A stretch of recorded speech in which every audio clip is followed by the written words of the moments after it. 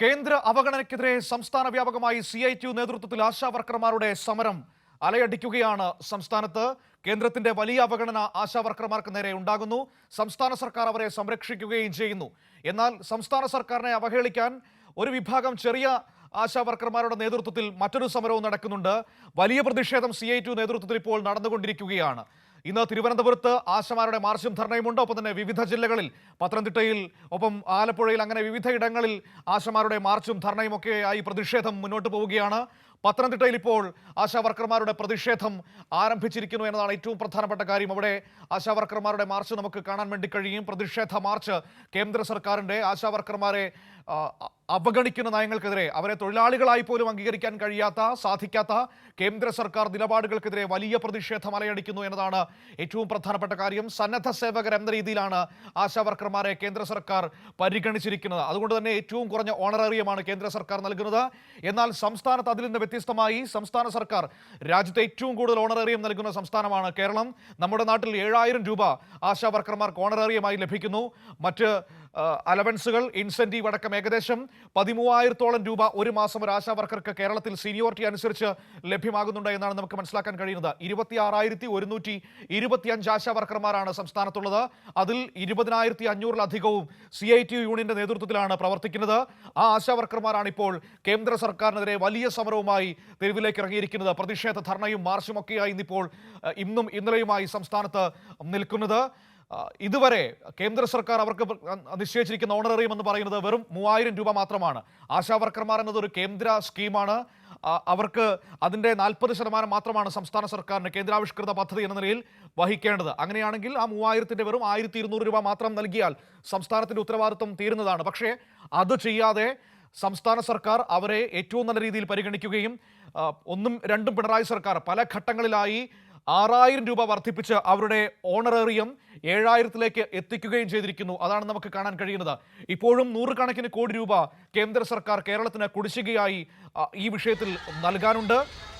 അത് നൽകുന്നതടക്കം സാഹചര്യമുണ്ടായാൽ ഓണറേറിയം വർധനയടക്കം പരിശോധിക്കാമെന്ന് നേരത്തെ മന്ത്രിയടക്കം പറഞ്ഞതും നമ്മുടെ മുൻപിലുണ്ട്. കേന്ദ്ര സർക്കാരിന്റെ ഈ അവഗണനയ്ക്കെതിരെയാണ് വലിയ പ്രതിഷേധം ഇരുമ്പുന്നത്. അതേസമയം തന്നെ ഇതിനോട് ചേർത്ത് വായിക്കേണ്ടതാണ്, തിരുവനന്തപുരത്ത് ഒരു ചെറിയ വിഭാഗം ആളുകൾ നടത്തുന്ന സമരം, കോൺഗ്രസും UDF-ഉം ഒക്കെ പിന്തുണയ്ക്കുന്ന ആ സമരത്തിൽ ഇത്രയും അവഗണന കാണിക്കുന്ന കേന്ദ്ര സർക്കാരിനെതിരെ ഒരു വാക്ക് പോലും മിണ്ടുന്നില്ല എന്നതാണ് യാഥാർത്ഥ്യം. കോൺഗ്രസ് ഭരിക്കുന്ന സമയത്ത് 1000 രൂപ തികച്ചു കിട്ടാൻ വേണ്ടി ആരോഗ്യമന്ത്രിയുടെ വീട് വളയേണ്ട സാഹചര്യം ഉണ്ടായിരുന്നു കേരളത്തിലെ ആശാ വർക്കർമാർക്ക്. എന്നാൽ അവർക്ക് സുരക്ഷിതമായ രീതിയിൽ, മാന്യമായ രീതിയിൽ ഒരു ഓണറേറിയവും ഇൻസെന്റീവും ഉറപ്പുവരുത്തിയത് പിണറായി സർക്കാരാണ് എന്നതാണ് ഏറ്റവും പ്രധാനപ്പെട്ട കാര്യം. അത് അവഗണിച്ചുകൊണ്ടാണ് സംസ്ഥാന സർക്കാരിനെതിരെ ഒരു ചെറിയ വിഭാഗം തിരുവനന്തപുരത്ത് സമരം ചെയ്യുന്നത്. പക്ഷേ ഇന്നും ഇന്നലെയുമായി കേരളത്തിന്റെ തെരുവുകളിൽ കാണുന്നത് CITU നേതൃത്വത്തിൽ കേന്ദ്ര സർക്കാരിന്റെ അവഗണനയ്ക്കെതിരെ വലിയ വിഭാഗം ആശാ വർക്കർമാരുടെ സമരം എത്തുന്നു എന്നതാണ് ഏറ്റവും പ്രധാനപ്പെട്ട കാര്യം. മാർച്ചും പ്രതിഷേധവും ഒക്കെയായി അവർ മുന്നോട്ട് പോകുന്നു. വലിയ തുക കുടിശ്ശികയായി സംസ്ഥാനത്തിന് നൽകാനുണ്ട് കേന്ദ്ര സർക്കാർ. സുജു കൂടി ചേരുകയാണ്. സുജു, കേന്ദ്ര സർക്കാരിന്റെ അവഗണനയ്ക്കെതിരെ ശക്തമായ പ്രതിഷേധം CITU നേതൃത്വത്തിൽ ആശാ വർക്കർമാർ മുന്നോട്ട് കൊണ്ടുപോകുന്നു. ഇന്നലെയും ഇന്നുമായി ഇന്നിപ്പോൾ അതിന് തുടർച്ചയും നമുക്ക് കാണാൻ കഴിയുന്നു. പത്തനംതിട്ടയിൽ എങ്ങനെയാണ് ഈ സമരം മുന്നോട്ട് പോകുന്നത്?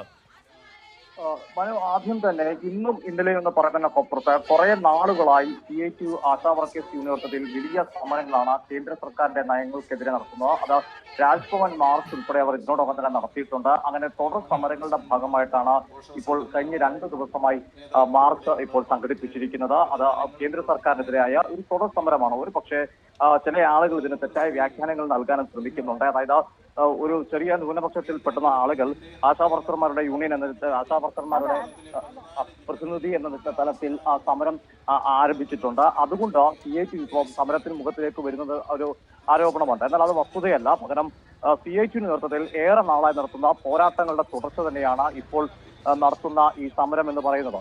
അതിന്റെ ഭാഗമാണ് ഇപ്പോൾ കേന്ദ്ര സർക്കാർ ഓഫീസുകൾക്കെതിരെ CITU നേതൃത്വത്തിൽ വലിയ പ്രക്ഷോഭം. പത്തനംതിട്ടയിലെ ദൃശ്യങ്ങളാണ് നമ്മൾ തത്സമയം കണ്ടുകൊണ്ടിരിക്കുന്നത്.